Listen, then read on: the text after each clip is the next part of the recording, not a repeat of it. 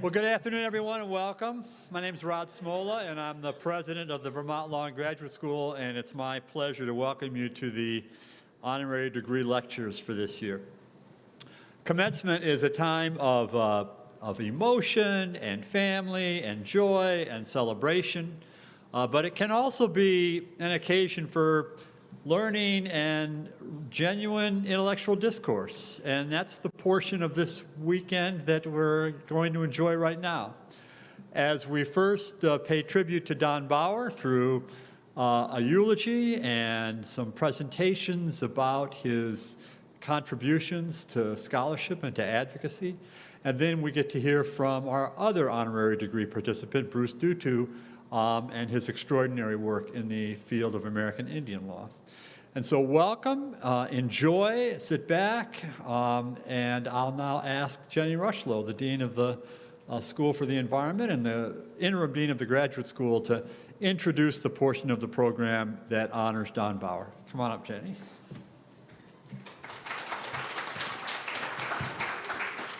Hello. Hello to everybody in the room, and I know we also have some of Don's fans out in the world watching this live and probably watching this later, so thank you to you all for joining us as well. Every year, we select someone from the environmental law community to receive an honorary degree award from VLGS. And this year, we're doing something that, to my knowledge, we haven't done before, which is to bestow an honorary degree posthumously.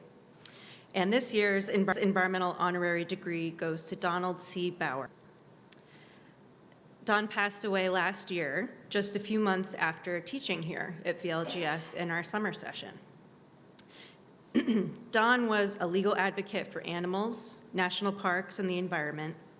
He served on our summer faculty for nearly 3 decades. He genuinely loved VLGS and supported the school in whatever way he could, including championing our Animal Law and Policy Institute and mentoring many students over the years who admired him deeply.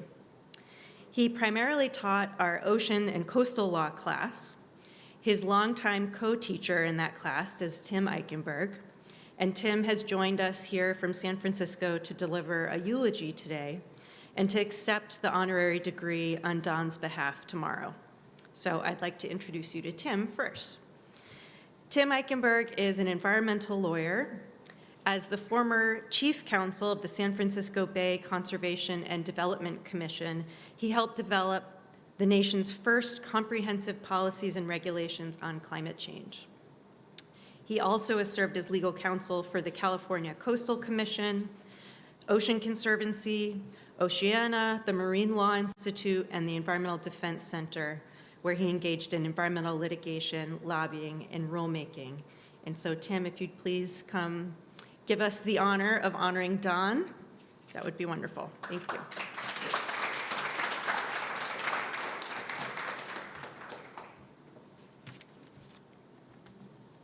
Thank you, Dean Rushlow and the Law and Graduate School for the honor of celebrating the life of a very special person, Donald C. Baur. Those of you who knew Don from his time at the law school know that he was a dedicated and brilliant teacher, scholar, lawyer, and environmental advocate. But his exceptional legal career does not capture how extraordinarily important Don was to so many, and his huge contribution to making our planet a much better place. Don's brilliant legal career began when he graduated with the highest honors from Trinity College and the University of Pennsylvania School of Law, and was accepted into the honors program of the Office of the Solicitor of the Department of Interior. Serving as the General Counsel of the Marine Mammal Commission launched a lifelong passion to protect the oceans and its many inhabitants. As Jennifer said, Don taught ocean and coastal law here for 25 years and authored more than 40 law review articles and books, including the ABA's popular publication on ocean and coastal law and the Endangered Species Act. He was an expert in many, many areas.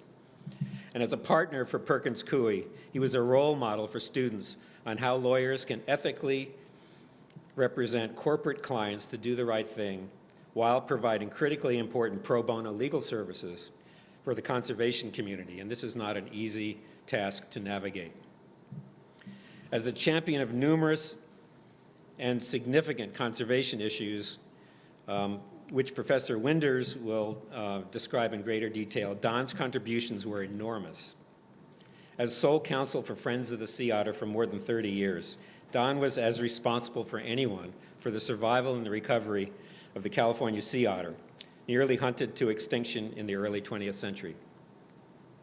As a lawyer for Free Willy, Don helped Kiko, the killer whale, escape miserable captivity and become a star of a major motion picture. As counsel for the Western Urban Water Coalition, Don was able to work with diverse interests to manage water in the West without draining the Colorado River. Don helped to defeat the repeal of the Endangered Species Act in the 104th Congress, which you may recall, and pioneered the development of habitat conservation plans and safe harbor agreements to protect species on private property.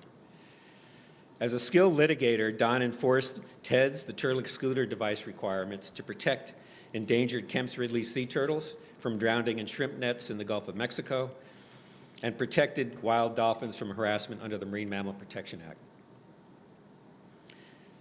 Don vigorously and successfully defended NGOs attacked by the industrial whaling industry, and Don served on the boards to protect marine sanctuaries and national parks and worked tirelessly to preserve the Apostle Islands in Lake Superior and the Big Cypress Preserve in Florida.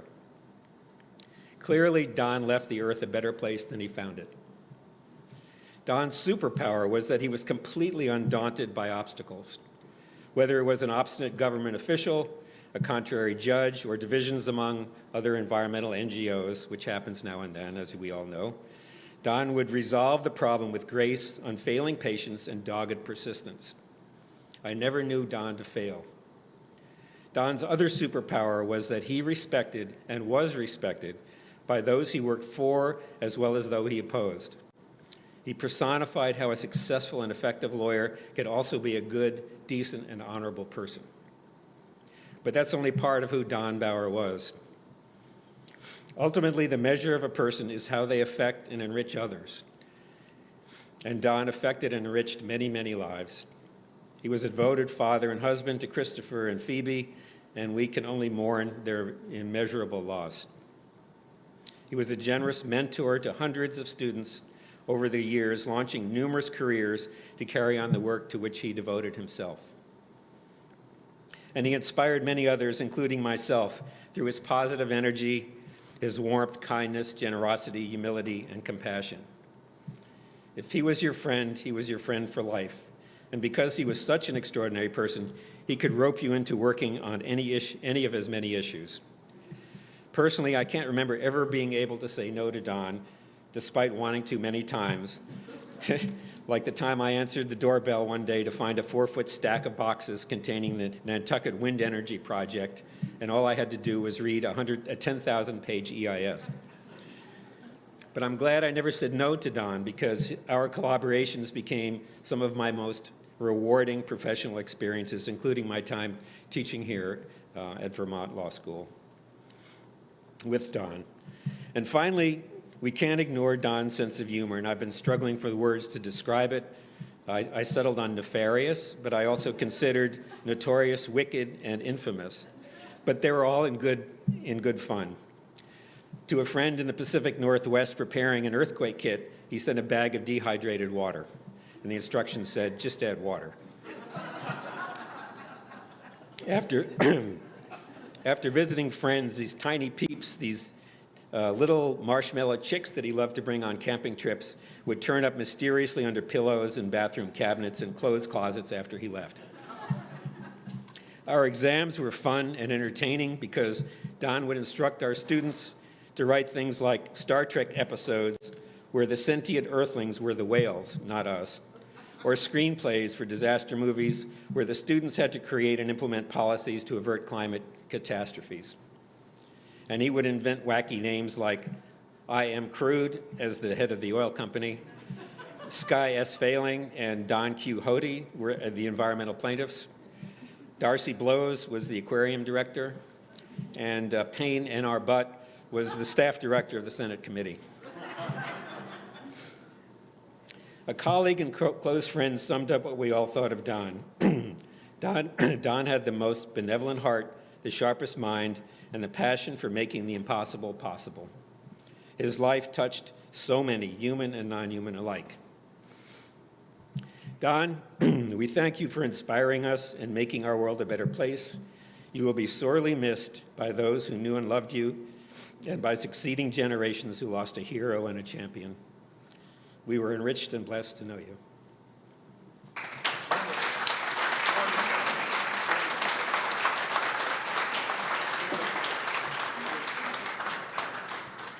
Thank you, Tim. And now I'd like to introduce our second speaker, which is Delcy Winders. Delcy is going to be giving some remarks about the substantive impact of Don's work. Delcy is an associate professor at Vermont Law and Graduate School and director of the Animal Law and Policy Institute.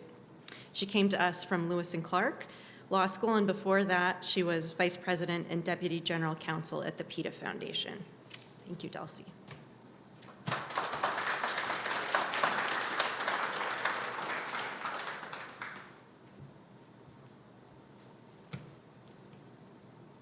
Thank you, Jenny, and thank you, Tim. So I'm going to talk in a bit more specifics and details about Don's legal legacy. And it's very timely to do so because, as one of the many, many people he mentored pointed out to me, today is Endangered Species Day. It's also the 50th anniversary of the Endangered Species Act. And as Tim already shared, much of Don's work was focused on the Endangered Species Act, including one of the books that Tim mentioned, Endangered Species Act, Law, Policy, and Perspectives. And this book is very much part of Don's legacy. This book I recommend to a student at least once a month, and they go and get it, and they find it useful in their scholarship and their advocacy. This book has been quoted repeatedly in court decisions, including a decision overturning the U.S. Fish and Wildlife Service's decision not to list 2 species of beard-tongue wildflowers under the Endangered Species Act, another court decision overturning the U.S. Fish and Wildlife Service's removal of protections for the Rocky Mountain gray wolf. Both of those are battles that are still ongoing, as is what happens with this kind of work. It never really ends. But his contributions were really significant. And then there are the cases. Tim mentioned some of the cases. There are so many cases Don worked on, advocating for the interests of Native American tribes, for animals, and for environmental interests. He represented plaintiffs, interveners, amici. He filed declarations sometimes when we needed declarations. And his name is on scores of high-profile cases, but there are even more cases that his name is not on, either because he was working quietly behind the scenes, as he was his way of being, or because with his sage advice and his strategic navigation of the vast network that he developed, litigation wasn't necessary, and we were able to reach resolution without litigation. But there was a lot of litigation, and there are entire movies about some of the animals that Don represented. The orca Tilikum at SeaWorld, Keiko, who I'll talk more about, beluga whales, sea otters. He also advocated tirelessly for seals, sea lions, manatees, polar bears, and more. And I can really only skim the surface of the vast body of cases that Don litigated during his too short time here. So I just want to highlight a couple of cases. And the thread through all of the matters that I worked with Don on, and I think that those of you who got to work with him will recognize this as well, is that he was always willing to go to bat for what was just and right and what the law required, even when, or really especially when, the federal agencies that were tasked with enforcing these laws were falling down on the job, or even worse, actively circumventing the animal and environmental protections they were entrusted with. Anyone who has done this work, animal advocacy, environmental advocacy, you know we lose a lot. And Don was no different. He's racked up some incredible victories, but there were also losses, painful losses. They're inevitable. Just one example, we worked together advocating for Yupik, the polar bear, who the U.S. Fish and Wildlife Service, after finding her orphaned in Alaska, had sent her to the Morelia Zoo, a roadside zoo in Mexico, where she was kept in a barren concrete cage that was very hot for 25 years. And we were actively meeting with U.S. Fish and Wildlife Service, trying to get them to enforce the terms of their own permit and transfer Yupik to a more suitable situation. And unfortunately, she died while those efforts were underway. But Don never deflated in the face of this or any other loss. Immediately after a loss, he would say, okay, what's next? Let's get on a call and discuss. And we would. We all would, because it was Don, because Don was asking us to. And folks who probably otherwise wouldn't work together did, because it was Don, and he was asking us to. And he was, as Tim said, hard to say no to. So he brought people together to advocate for a common cause, and importantly, for causes that everyone said were impossible. And he brought people together for those impossible causes in a way that no one else could. So I want to talk a little bit more about his advocacy on behalf of Keiko. Keiko was a killer whale who you might know better as Willie, featured in the film Free Willy. One student turned friend and colleague of Don's shared, quote, "I remember being in absolute awe when Don said in class that he was Free Willy's attorney. Who knew that you could represent a whale? It was like all my dreams came true in that one moment. I quickly ran up to Don after class and I insisted I buy him a coffee to pick his brain about how he was able to specialize in marine mammal policy. We always used to joke that he couldn't get rid of me after that point. He later became my boss, my colleague, my friend, and my mentor." So Keiko was kidnapped from the wild, kidnapped from his family, from his home waters off the coast of Iceland when he was about 2 years old. He was then sold and shipped off from place to place like an object, first to a small Icelandic aquarium, then he was sent to Marineland in Ontario, where he was bullied by other orcas he was confined with, who he was unable to get away from. Keiko was then sent to an amusement park in Mexico City.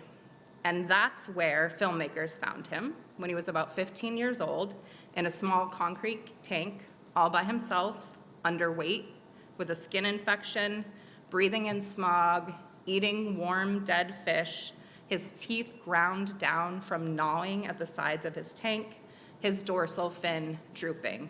All sadly very common signs we see in captive cetaceans. But he was featured in the film, and after the film was released, the public wanted to know about the real Willie, i.e. about Keiko. And they wanted the real Willie to be really freed. And nothing like that had ever been done anywhere in the world. It was said to be impossible to release an orca back into the wild. But impossible was not a word in Don Baur's vocabulary. He joined the effort and advocated as Keiko's lawyer, helping navigate numerous complex processes. The process of trying to get his owners on board to agree to let this happen, to let the president of Iceland, a whaling nation, to allow Keiko to come back home to his home waters, transporting Keiko first to Oregon and helping to rehabilitate him, navigating extraordinarily complex permit processes, and then having, finally, the U.S. Air Force fly him home off the coast of Iceland. And when Keiko arrived in Iceland, you better believe Don was there on the ground to welcome him. And Keiko was eventually able to swim free in his home waters again, something, again, that so many had said was not possible. And by helping accomplish the impossible for Keiko, Don also helped lay the groundwork for other captive marine mammals to similarly experience the impossible, including the sole orca at the Miami Seaquarium, who goes variously by Lolita, Toki, Tokate, Scully. I don't know how she prefers to be referred to. I call her Lolita just because during my time advocating for her, that was the name that was used. She has been in the smallest orca tank in the world for more than half a century. Ever since she was kidnapped from her home waters off the coast of Washington State, She's a member of the southern resident killer whale pod, one of the most critically endangered species of any sort in the world. And her mother is still believed to be alive in her home waters. When, despite being in captivity for so long, she was played a recording of the unique dialect to her pod, she responded to it. Southern resident killer whales are highly social animals, but Lolita has not had the company of a single other orca since 1980, when her tank mate Hugo rammed his head into the side of their tank and died. She instead has been confined with Pacific white-sided dolphins, with whom she would not interact in the wild, who attack her and injure her, resulting in wounds. Lolita is 20 feet long, and her tank is 20 feet at its deepest.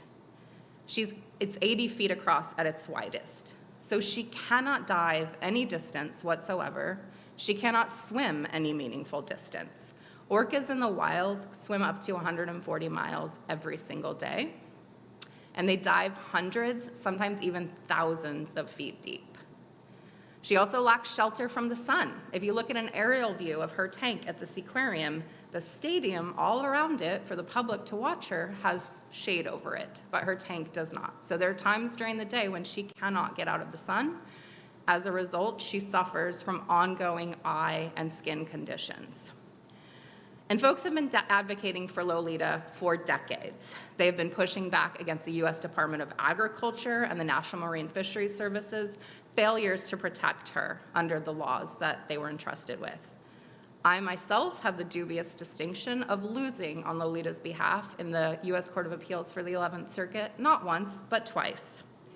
And Don has been there all along the way, prodding us, pushing us, helping us, including to get back up and do it again, even after losses, never giving up. Releasing an orca into the wild is no easy task, as Don knew very well from his work with Keiko. But he never gave up, and even during his very last days on this planet, he was advising on Lolita's matter, particularly on all of the intricate steps required to obtain permits for her to return at home to her home waters. This March, after years of legal defeats, and tragically after Don had already passed away, the new owners of the Miami Seaquarium announced that they had entered a binding agreement to let Lolita return home. And there are so many incredible folks who've advocated for Lolita over the years. Some include Friends of Toki, the elders from the Lummi Nation, the Orca Network, PETA, the Animal Legal Defense Fund, the Whale Sanctuary Project, just to name a few, and countless individuals with these organizations and others, and just independently. But Don was the one person in the world who knew best all of the steps necessary to achieve the impossible and navigate getting her back home. And now we have to do it for him. The work for Lolita and for countless other marine mammals in captivity, in the wild, and other animals and environmental interests is not done. But we're closer than we've ever been, largely because of Don Baur, and we need to keep carrying the torch. Thankfully, there are a lot of us carrying the torch, because Don wasn't focused just on doing the work. He was also very careful to mentor and mentor and mentor generation after generation of advocates to carry on the work, and to in turn mentor the next generations. That includes me. Tim shared that it included him. I'm sure it includes others here. So I was originally just going to talk about some of Don's cases and his advocacy, but his legacy is a lot more than that. So legacy comes from the Latin word legare, and the meaning of legare is to appoint by a last will or send as an ambassador. The meaning has evolved, so today we mostly think of money or property or maybe a book. But Don's legacy is squarely within the original meaning. He's left behind dozens and dozens, almost certainly hundreds, of ambassadors, carrying forward his quiet, steadfast commitment to taking on the hard fights on behalf of the environment and animals while simultaneously mentoring another generation to do the same. And because Don somehow made time to mentor so many people, the ripple effect of his legacy is truly extraordinary. As one of the many people he mentored shared with me, quote, "What made Don stand out was his acute awareness that someday his time on this earth would come to an end and the next generation of environmental attorneys and advocates would have to pick up the torch. He felt a sense of duty in mentoring his students and connecting professionals across sectors and generations to ensure that we were left with the knowledge and contacts to continue this work in perpetuity." Don Baur sent out so many ripples of hope by taking the time and care with countless individuals. I wouldn't be standing here before you if it weren't for Don Baur. He is the person who first brought me to Vermont Law School. So without Don, there would not be a VLGS Animal Law and Policy Institute. Don also mentored Professor Laura Fox, director of our Farmed Animal Advocacy Clinic, back when she was a student here, even though she was not a student in his class, because that's how he was. And she shared, quote, "It's a testament to Don's character, to his innate generosity, that he saw potential in me even without having me as a student in his course. He was always willing to take time out of his busy schedule for a chat, a meeting, or to share a warm cup of coffee." Laura and so many others shared with me that Don helped find their first work after law school, work that, in Laura's case, and many others, paved the way for the work they're doing today. So Laura said, "If it weren't for Don, my career path would have looked starkly different. I might not have been able to devote my life to the cause I feel so strongly about, animal advocacy." I've heard very similar things from so many others, all of whom, I should underscore, are doing amazing work in their own right. Another shared, "Don believed in me since the first conversation I had with him at Vermont Law School. He gave me work experience when no one else would, mentored me, and introduced me to everyone he knew. His passion for giving back and supporting students and early career professionals is beyond what I've seen from anyone else in the field." Yet another shared, quote, "I was amazed at how much he genuinely seemed to care about us," and it was genuine. "When you think about all his clients' causes, cases, and billable hours requirements, he would not just make time for, but he would initiate phone calls to check on how my job search was going, offer advice, and discuss small projects I'd be helping him out with." Sarah Ryder, who went on to co-teach with Don and now will be teaching ocean and coastal law without him for the first time in a few weeks, but along with others that he mentored, nailed it when she said that she is who she is today, which is a professor, a textbook editor, and an ocean policy champion, quote, "Because Don believed in me and always gave me the opportunity. He saw in others what they needed to have validated. Why not me?" And to bring the point home, another person who was mentored not just by Don, but also by Sarah, shared, "I had uncertainties about specializing in ocean or energy issues. However, Don, along with Sarah, quickly dispelled any doubts I had." And very soon thereafter, she was working with Don. That's not all. I am almost done. But there's one more piece of Don's legacy that I really think is important to underscore. He wasn't just an advocate and a mentor. He was a compassionate egalitarian who blurred the line between mentor, friend, and colleague. Going back to Laura Fox, thank you for all your words, Laura. She shared, "Don was more than a mentor who kickstarted my career. He became a true friend, a constant champion of my endeavors, and a guiding light, illuminating the path toward being not just a better lawyer, but a better person. He exemplified everything I aspired to be: his work ethic, his integrity, his profound commitment to the cause of justice for all animals." Countless others have shared similar experiences, and I truly don't know how it was humanly possible for Don to be a real friend to so many of us. As Sarah Ryder noted, Don genuinely delighted in the sweet small moments that make life truly special beyond professional success. And I only wish we had more of those moments with him. But instead, we are going to have to create those moments with others in Don's honor. Others shared that they do the mentoring work that they do because of Don. It's inspired by Don, and I absolutely feel the same way. I can only hope to leave a fraction of Don's legacy, and I hope you're similarly inspired, whether you got to know him or not. So lastly, I just want to thank Don's family, Phoebe, Christopher, and Dickens as well, for sharing him with the rest of us. I suspect you did not have a choice in the matter, but we appreciate it nevertheless. Thank you.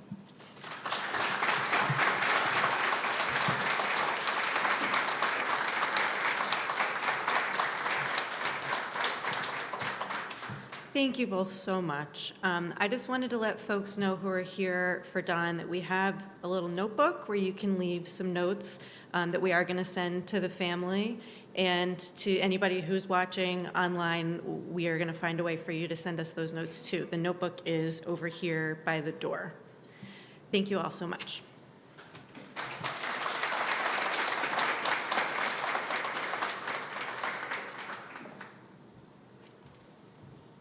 Thank you all so much for being here today. I'm Stephanie Clark. I'm director of our Center for Justice Reform here at Vermont Law and Graduate School, and I have such a pleasure to get to introduce what will be our second honorary degree recipient with our restorative justice program, Professor Bruce Duthu, who will be receiving that tomorrow and is going to share some remarks with us today. You have, in our brochure a bio, and I'm going to highlight some of those things, but because there's some stuff I want to share coming out from that. So Bruce, as you know, is an internationally recognized scholar in Native American law and policy, and he's an enrolled tribal member with the United Homa Nation of Louisiana. He's been with Dartmouth College since 2008, began there as faculty, professor of law, vice dean of associate dean for faculty of the International Studies and of Interdisciplinary Studies, and he currently serves as the Sampson Occam Professor and Chair of Native American and Indigenous Studies at Dartmouth. Prior to that, I'm happy to say that Bruce was right here at the former Vermont Law School, now Vermont Law and Graduate School, and served as Professor of Law, served as Vice Dean for Academic Affairs, and was the inaugural director of the VLGS Sun Yat-sen University Partnership in Environmental Law, one of our U.S.-Asia partnerships. So he's also been a visiting professor of law at Harvard Law School and at other universities around the globe. He has lectured internationally on Indigenous rights in countries including Russia, China, Bolivia, Italy, France, Australia, New Zealand, and Canada. So it won't surprise you that he's also the author of a number of publications, including his book, Shadow Nations, Tribal Sovereignty and the Limits of Legal Pluralism, as well as his book, American Indians and the Law. And he's been a contributing author to Felix Cohen's Handbook of Federal Indian Law, which is the leading treatise on the field of federal Indian law in the United States. So in addition to publications, of course, he has film credit. So Bruce was the co-producer of the documentary feature film Dawnland in 2018 that focuses on the state removal of Indian children from their families. In 2019, Dawnland received an Emmy Award for outstanding research.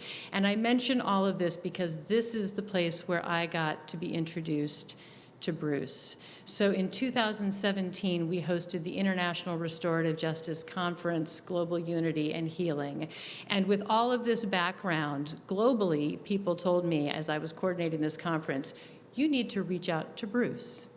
Well, I will tell you that reaching out to Bruce was daunting with all of this history. And I remember doing the outreach, and Bruce said, let's have breakfast. I said, okay. And I remember showing up at a cafe in Hanover and feeling so incredibly nervous. And in that conversation that morning, talking about the conference, I came to realize exactly why everyone was so effervescent about Bruce, and that is because you are one of the kindest, most generous spirits I have ever met. So not only did Bruce then coordinate a special screening of Don Land at our international conference, he went on to design and teach our Restorative Justice in Indigenous Communities class in our Master of Arts in Restorative Justice program. He also served as one of the members of our initial advisory council for our National Center on Restorative Justice, and really has helped shape our restorative justice program. So we are incredibly grateful to have this opportunity to acknowledge and thank you for your work and support. Bruce today is going to be talking about walking in beauty, Indigenous peoples, restorative justice, and living in balance. Please help me welcome and recognize Bruce.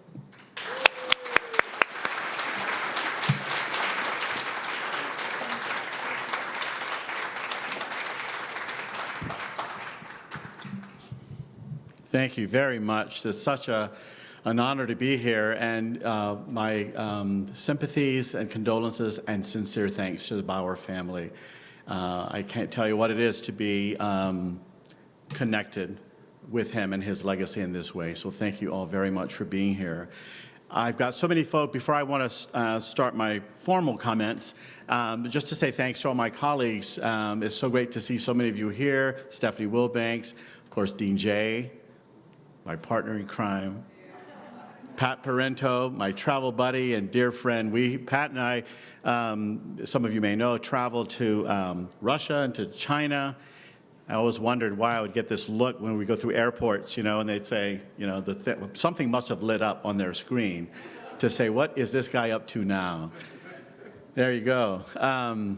So it's great to be back. On the way here, I share with my wife. My family is here. My wife, Hilda, my daughter, Alana Ojibwe, who many of you know, works here and will be receiving a master's degree tomorrow in restorative justice.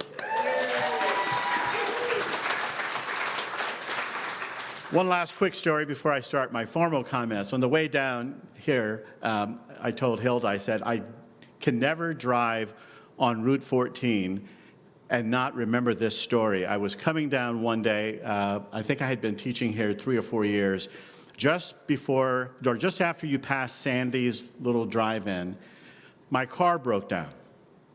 And I was already late, or was going to be late for my torts class. So I pulled over and went to the very first house that was just past that bridge, the overhang, and knocked on the door to use their phone, because, this is fire had just been discovered, and so this is the old days.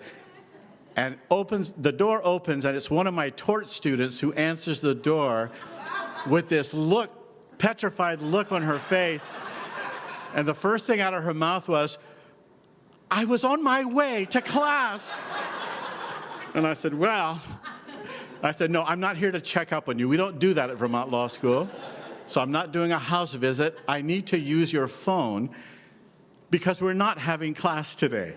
And she was so relieved, but she thought I was checking up on her. So every time I come here and I pass along this road, I look at that house and it's like, oh yeah, that kid. Well, thank you very much for this honor. I want to start by saying I always imagine being a fly on the wall in August of 2021 in the office of the Director of the Department of Natural Resources in Minnesota, August the 6th. And you might think, why would I have wanted to be a fly on the wall? And here's what I imagine when I think about being in that office that morning. Folks are going through, getting their coffee, they're chatting. Someone's going through the mail and they said, oh, what lawsuits hit the door today? Oh, well, we got this, the usual suspects, Earth Justice. I'm on their board. They're going through and, oh, this is a new one. We got sued by Rice. Manuman versus Director of the Department of Natural Resources in Minnesota. And I imagine the buzz in the office to say, wait a minute, did you say Rice? Yeah, more particularly Manuman. Manuman versus Minnesota Department of Natural Resources. And I was like, well, that is really interesting. We got sued by Rice. And imagine January, I also imagine my flight as a fly, and I end up in Seattle one morning, January of 2022, and I'm, of course, stalking people now, and they're going through their mail and having had their coffee and so forth, and they're going through the mail, and saying, so what popped in today? Any new lawsuits? Well, yeah, this is an interesting one. We just got sued by salmon. Technically, the Soxhuato people, but they're suing not only on their behalf, but they're suing on behalf of salmon, who, according to this petition, have rights of legal personality and have the right to sue on their own behalf, like wild rice over in Minnesota. So this is under the rubric of rights of nature or wild justice or earth justice and different names, but basically, as I explained to my students at Dartmouth, this is maybe a relatively new legal theory, but it's anchored on very ancient indigenous teachings. If our ancestors from 500 so whatever years ago would come back and say, well, it's about damn time that we're allowed to speak for our relatives, or better, that our relatives can speak for themselves. So the rice, the salmon, and who knows, maybe the next lawsuit will be the Klamath River, which has been accorded rights of legal personality by the Yurok tribe. And maybe Mount Tanaka is going to file a lawsuit in New Zealand, or the Whanganui River will say, I'm done waiting for my human relatives to speak on my behalf. I'll just do it myself. I'll file my own lawsuit. This is exciting stuff, but we're still in the early days, and we don't really know if these theories are going to make much of a difference. In the wild rice litigation, the White Earth Court of Appeals just last year rendered a decision that basically stopped short of holding that the tribe had the power to enforce the rights of rice, wild rice, manumin, in the areas that were of concern. It was off reservation lands, but still within lands covered and protected by their treaty. But the tribal court itself says, no, our power does not extend to that, so that was pretty much the end of that litigation. It might be possible for the feds to pick it up, and it will be interesting if the feds do pick it up to say, will they include among the claims raised by the rice itself, along with the regular, battery of environmental statutes that they could raise. The salmon one was filed in January of 2022, and just a few days ago, there was a settlement announced where the city of Seattle said, we will, after a lot of resistance, we're not taking down the 3 dams that the salmon wanted us to take down. That was a lawsuit. The salmon were saying, you built these dams and it's blocking our way to get to our spawning ground, so the dams have to go. They didn't agree to do that, but they did agree to do the fish ladders or whatever structures that allow them to bypass the dams. And as I said, the Yurok tribe, a couple of years ago, declared that the Klamath River had rights of legal personality. I bring all of this to your attention to talk about these developments as a step, maybe a small step, but an important step in trying to reshape or reform the way that we think about problem solving in our society. Litigation is still, I was a litigator for a very short time compared to people like Pat and Tim and Don. So I really don't have much credibility, as they say, street cred, to be talking about being a litigator. I only did it for about 3 years. But I have been involved and get to absorb through osmosis the successes and the challenges that my friends like Pat and so many others who have fought the hard fights to share in their victories, but also to learn from the real challenges that we still face today of how to move the needle towards justice. I'm excited by these new theories. I'm excited by what they represent. And I picked my title, Walking in Beauty, or Walk in Beauty, because over the years of decades now, working at Dartmouth College, I've had the privilege of working with some of the most talented Native students from all around the country, and now increasingly around the world, where we have pivoted towards, we have a new name. We're the Department of Native American and Indigenous Studies, and making a much more overt, explicit nod towards welcoming and educating and teaching about issues of Indigenous concerns from not just the US, but from around the world. And so we're seeing an increase in interest of students from Latin America, from Oceania, Canada, of course, and other parts of the world. And that means we're also learning from an increasingly diverse group of students who bring the traditions, their teachings, as they say, from their home communities. And so the most populous tribal group represented at Dartmouth are the Navajo troop students from various parts, either Arizona, New Mexico, or Utah. It's a huge reservation. As many of you know, it's about the size of West Virginia. And walking beauty is a common expression, but it has deep, complex understandings in terms of what it's rooted in terms of Navajo philosophy.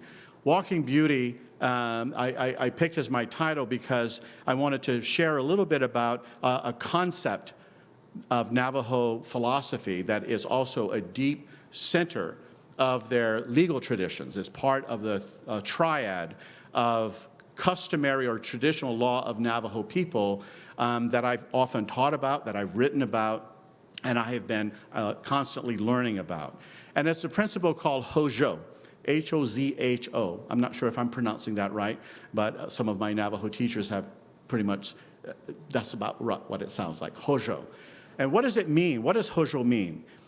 Well, it means a lot of things, and it's hard sometimes to translate some of these indigenous concepts into English that even comes close to capturing what it really means. But it's roughly translated into things like balance, peace, beauty. So when we say walk in beauty, you've accomplished something that is an ongoing and never-ending process. Stephanie talked about the conference from a few years ago, and one of the speakers at that conference was a guy named Robert Yazzie, who has spearheaded a number of innovations from his position as a former Chief Justice of the Navajo Supreme Court, but also as someone who spearheaded the revitalization of one of their indigenous traditional systems of dispute resolution, the peacemaker courts, where Hozho and principles like Ke, which means focusing on relationships, the importance of relationships, are two of the orienting or guiding principles. And Yazzie and other justices who've written about this, about Hozho, and some of my students will say, well, you know, Hozho is a ceaseless process that represents the state of being between two polar features. On one end is something we might roughly describe as stasis, you know, the state of inaction. And that can represent people who don't want things to change. They want things to stay just as they are. And so you might say the traditionalists are, you know, just leave things as they are. Well, that's fine, but too much stasis can lead to atrophy. And so you need to balance that with something else, change, and that's the other pole. A notion of dynamism, of change, and so forth. But again, too much change can lead to chaos or anarchy. So Hozho is the phrase or the concept that says it's that sweet spot, this is my elaboration, it's that sweet spot in the middle of these ever-contesting impulses within individuals and within societies. And the way it works within an individual, for example, is if someone commits a crime.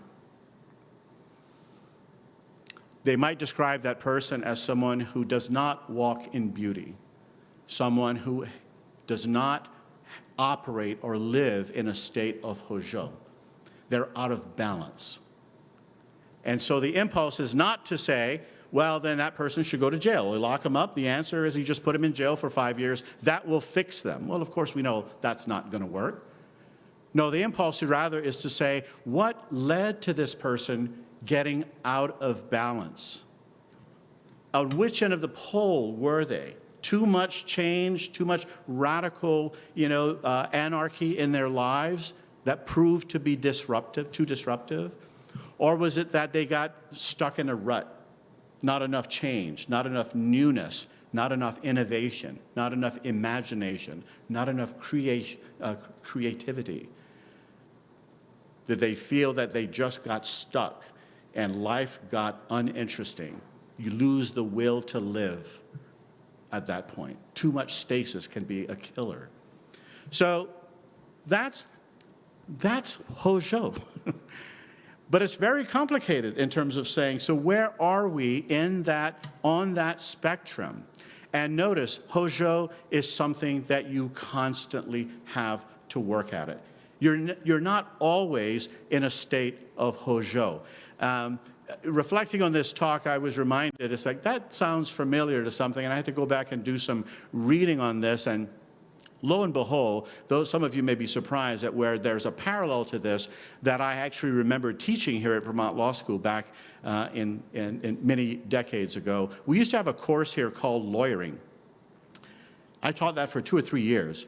And that course never could decide what it wanted to be when it grew up. You know, is it a skills course? Is it a theory course? Is it a practice course? And every time we'd say, you know, we should teach this to our students, and where's it going to go? Well, let's put it in lawyering. But legal philosophy was one of those things that we said, you know, we should really impart something about legal philosophy to our students. So it's like, well, I never really studied legal philosophy, but I'll have a go at it. So you start reading things like, you know, Oliver Wendell Holmes or Benjamin Cardozo. And that's where there's a passage in Cardozo, former Supreme Court Justice, back in the early part of the 20th century. Cardozo wrote a book called The Judicial Process, the nature of the judicial process, something like that. And in his introduction, he describes the nature of judicial rulemaking in this way. He says, you know, if there's a lot of uncertainty, the way of the judge is really an endless becoming. You ever heard that phrase? An endless becoming. We're always trying to get at this ephemeral state of justice. The legislatures do it, you know, through statutes, and then we rely on the judges to tell us if, you know, what does that mean in practice when you've got live parties giving effect to this. But when the judges have to supply the rule of law, it's a really interesting process. Where do you go hunting around for the right principles? How do you know that you have done justice? And Cardozo was basically reminding us that, well, you can never be sure that you have found justice. You give it your best shot. And so achieving justice, if you're the judge, having to search for the right rule and come up with the right response is never ceasing. That's why he calls it an endless becoming. Hozhou is very similar to that. And I'm sure there are other traditions around the world that have concepts that are quite similar to that. I love that concept because it gives me some hope that we might get this thing right in terms of how we achieve some sense of balance among ourselves. When you look at the state of discord in terms of what we even can talk about. You know, I teach in New Hampshire now. New Hampshire is one of those states that passed a law that forbids the teaching of divisive subjects. I sometimes bring a slide to my class and say, do y'all know what that means? That means that if I were your teacher in high school in Hanover, and I'm talking about exactly what you're learning right now, I'd probably lose my license. Because one of your parents is going to call and say, this guy's teaching all this stuff and making me feel so sad for being an oppressor, the descendant of the settler colonialism.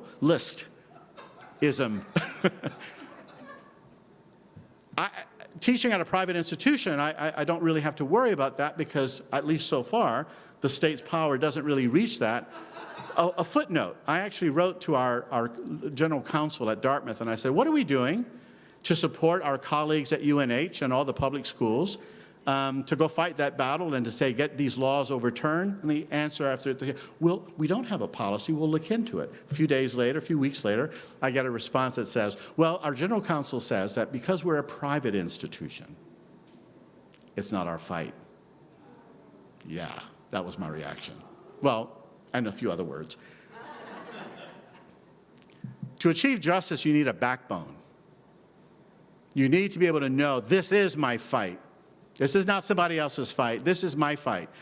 Whether it's the planet or the salmon or Free Willy or the rice or the Klamath River or the Whanganui River, they're all our fights, because the other thing that Cardozo talked about, and the other thing that Navajo tradition teaches us, this principle of ke, is also that we're all related. We're all, and it sounds trite, almost like bumper sticker wisdom, but sometimes those bumper stickers really get it right. The interrelatedness of us really, teaches us that for all of our talk in law school about rights, I have the right to do this, I have the right to do that, we need to bring in a healthy dose of responsibility, the other R. What are our responsibilities? What's my responsibility to the natural world? What's my responsibility to mass incarceration? What's my responsibility for seeing all of this injustice that's going around here? And what's my responsibility for either getting out there and fighting the good fight, or if I'm a teacher, and the great privilege of being an educator, is using my platform to shape and influence the fighters who are going to go off and do that work. What are the attributes that I hope that they will take with them? Well, of course, good substantive legal knowledge is good, but that will only take you so far because the law changes. But what I really, really strive to almost said inflict, inflict upon my young charges at Dartmouth, what I really try to inflict upon them is to not lose their sense of imagination and creativity. And so that is an unbelievably important attribute to have to fight the good fights. Because if you think, when I was here as a teacher and was massively frustrated teaching federal Indian law, because some reason I thought, well, justice has got to appear somewhere in the four corners of these cases. And after a while, I realized, no, justice, these are the documents that are imposing the oppression on Native peoples. This is the law that is actually preserving so much of the status quo that keeps tribes in a state of dependency. So I've been sort of fooling myself to think that if I teach my students how to read these cases really carefully, that somehow will turn the tide of justice in the favor of Native peoples. It's like, no, it's not going to work. You need to go beyond the cases. And while I was here, I began to have my students reading literature. Because what was happening, what I felt in teaching these cases about Native peoples would be like, imagine three people having a conversation. Only one of them is a Native person, and the other two are talking about that Native person and their rights. And so the Native person keeps wanting to interject or to intervene, and the two folks say, we'll get back to you, but we're talking serious business here. So the cases sort of made me feel that way. It's like they're about Native peoples, but Native peoples aren't talking in these cases. They're not present in these cases. And so what I felt was that I need to find a way to introduce a perspective that the students aren't getting. And my solution, at least for that moment, was literature. I'm going to have them read poetry, short stories, and then eventually novels, which is what I do at Dartmouth now. I teach a course called Native American Law and Literature, where they read a whole bunch of law cases, but they read them in pairing with novels written by Native peoples so that these two forms of narrative are in conversation. So when we talk about sexual violence against Native women, we talk about the cases that limit the tribe's jurisdiction. We do all that law stuff, but they're also going to read Louise Erdrich's The Roundhouse and learn about what this feels like on the ground. What is that voice there? What does it feel like to be feeling that injustice? And not just at the micro level where you're saying, there's an offender who did something atrocious to me, but there's also, and look at this systemic violence that leads to a situation where the governments closest to the problem can't do anything about the problem. And they see it in a totally different light. They can hear it because now they're getting a bit more guidance. They're getting a perspective that the cases themselves utterly lack. And so that's another notion of this creativity. I will start that class, by the way, and I've been teaching it since I moved there in 2008. I always start that class with this word of admonition to my students. I said, the whole premise of this course is an argument, which you might reject. after 10 weeks. We do quarters at Dartmouth, not semesters. And I said, here's the argument. The argument is that there is value to bringing these two forms of narrative into conversation with each other that will deepen your sense of not only the issues, but the implications for our humanity in a way that if you just read one without the other, you might not get. That's the argument. Now, you're free to reject it after 10 weeks, but you're going to slog along. So they read about 5 novels and all the associated cases during those in 8 weeks, because the last 2 weeks they're doing presentations. They're showing off what they've learned by extracting all of the different things that they find relevant in these stories. I want to close with honoring a student who I taught here many, many years ago, who now is an environmental lawyer, worked for Earth Justice, and does oceans law, or did oceans law, Roger Fleming. Roger was in my federal Indian law class back in the day when one of the course requirements was to keep a journal. You know, there was a paper and there was an exam. Yeah, they had to do the exam thing. But I also wanted them to reflect on, what is this stuff doing to you? You know, so every 4 weeks, every 3 or 4 weeks, I'd collect their journals, and they say, well, what should we write? And it's like, I don't know, it's your journal. You can draw, you can color, you can, do all kinds of things, but I want you to reflect on what this material is doing to you. What is it making you think about? So the very first case that we read in federal Indian law is often the very first case that, if those of you who are law students or law professors, it's usually the first case in a property case book, Johnson against McIntosh. We just celebrated the 200th anniversary of that case. It was just decided in February of 1823, and that case is known for the case that made Native peoples squatters in their own ancestral homelands. It declared that they were not the owners. The true owners were the Christian colonizing European nations. And the whole architecture of that argument, if you will, is that because you're savages, because you're not Christian, you are not rights-bearing societies. And there's a lot of other made-up stuff in that case, but it basically relied on this international rule of law called the Discovery Doctrine, imported it and domesticated it into U.S. law, and gave it a kind of lethality. Is that a word? A lethal lethality? It is now. Quality.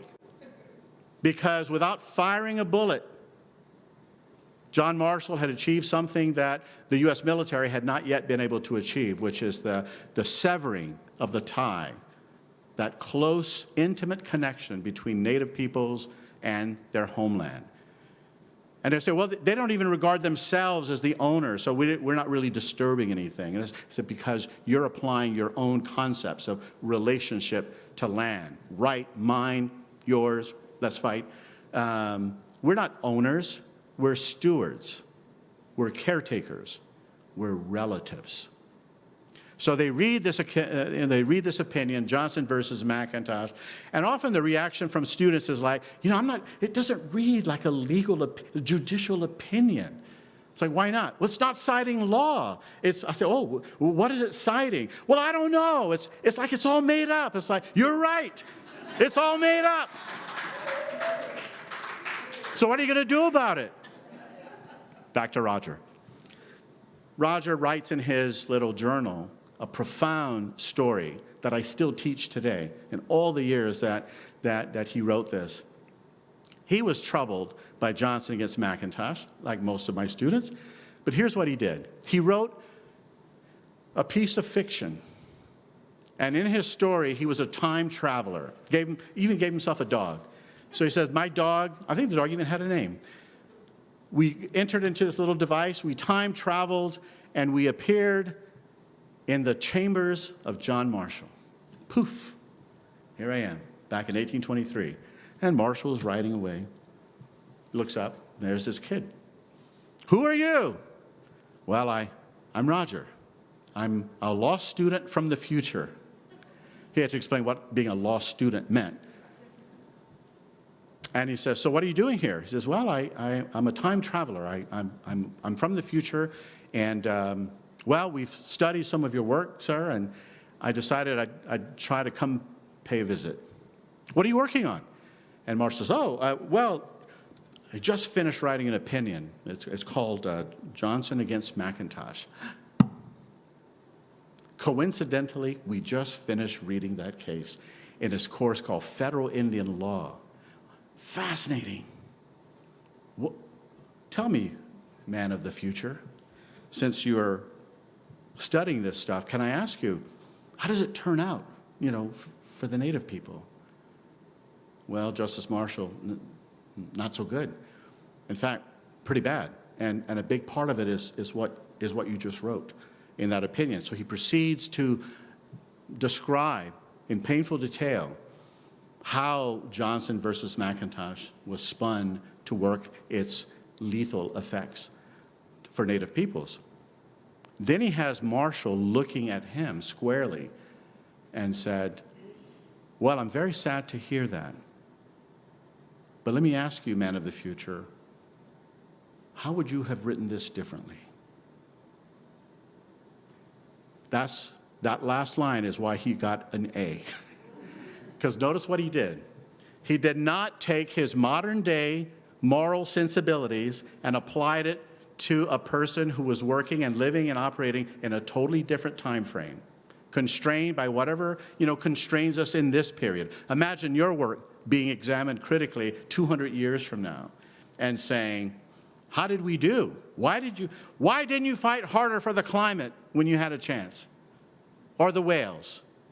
So in that moment, Roger was able to put himself into that moment to say, I need to understand this the best I can from the way that John Marshall understood this, without the benefit of 200 years of having lived through and seeing the devastation that opinion could breach. Now, you'd like to think we would have done it much differently than John Marshall. But the more we understand about what he was facing and the constraints he was facing, including institutional ones. The Supreme Court at the time was a fragile institution. And so one of the things, among many, that he was worried about is, how far ahead can we be of the society who will be, we hope, will follow our standards? How is this going to resonate out there in the states? What will that do to the credibility of the Supreme Court as an institution? We might say in our hearts we want justice for Native peoples, but maybe achieving justice will simply be too hard. It'll fracture this fragile confederation. He put himself in that position so that he could learn more about how to press himself, how to challenge himself, how to be creative. And that is what I pray is what I'm doing as a teacher for these young folks, is helping them think about how to be imaginative. Imagine the case that hasn't even happened yet. And I give them examples from my own life. I said, look, there was no internet when I was in law school. And so when you're thinking about things like cyber crime, not even on the radar in terms of how we find ways to engage, but also how to hurt each other. How do we respond? What's the best approach? What is the proper rule? Going back to Cardozo, our endless becoming, the task of achieving justice just gets harder. So, the effective lawyer, the effective advocate, the effective peacemaker, the effective peace broker is one who is imaginative, unceasing, always searching for that state of Hozhou, always looking for the way to walk in beauty. Thank you.